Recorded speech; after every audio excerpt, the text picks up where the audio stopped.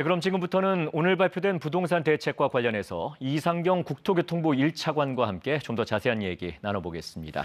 자, 차관님 어서 오십시오. 네, 안녕하십니까. 이번이 벌써 정부 출범 이후에 세 번째 대책 발표입니다. 굉장히 강력한 대책이 발표됐는데 이 정도면 이전 두 번의 대책의 효과가 좀 없었다고 판단했다고 봐도 될까요? 그렇지는 않습니다.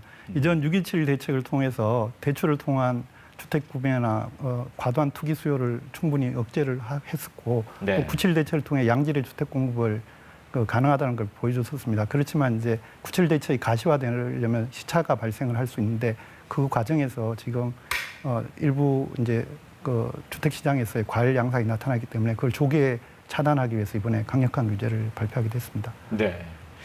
근데 이제 서울 전역과 경기 일부 지역까지 이렇게 규제 지역과 토지 거래 허가 구역으로 동시에 지정한 것은 좀 과도한 게 아닌가 하는 우려도 일부 있더군요.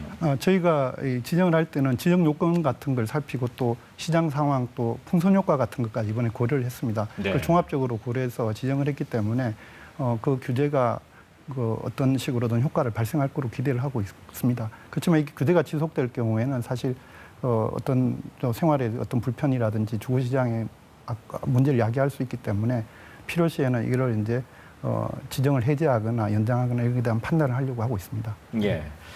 특히 이제 이번 규제 지역 지정으로 실수요자, 특히 이 중저가 주택을 매입하려는 신혼부부나 청년층들이 오히려 피해를 보는 게 아니냐 이런 지적도 있거든요. 네. 이 부분은 어떻게 생각하시는지?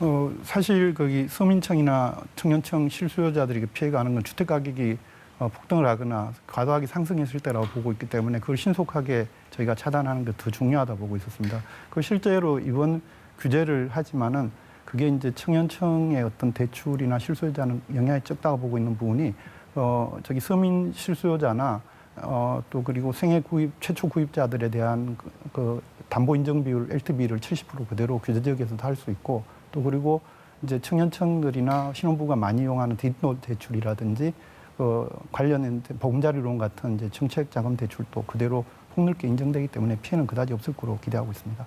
네, 그렇군요.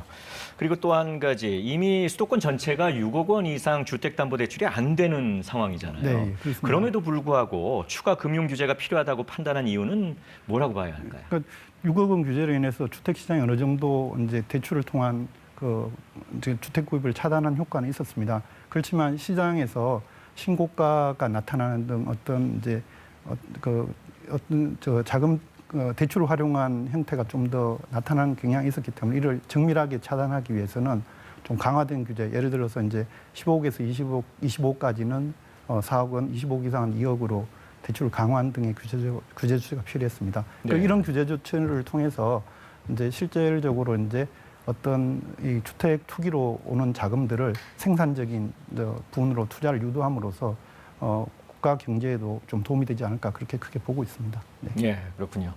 그나저나 최근 들어서 이제 부동산 거래 신고 후에 해지하는 건수가 증가하면서 소위 가격 띄우기 거래에 대한 지적이 좀 나오고 있거든요. 네. 이 부분은 어떻게 대처하실? 실제로 저희가 기획조사를 해봤더니 약 한 120여 건 정도가 의심 사례가 있었는데 그중에서 특히 이제 문제가 됐던 사례가 한 8건 정도 있었습니다. 이거는 저희가 지난주에 경찰청에 저희가 수사를 의뢰를 했고 앞으로도 더 많이 발견될 경우 또 지속적으로 그렇게 할 계획입니다.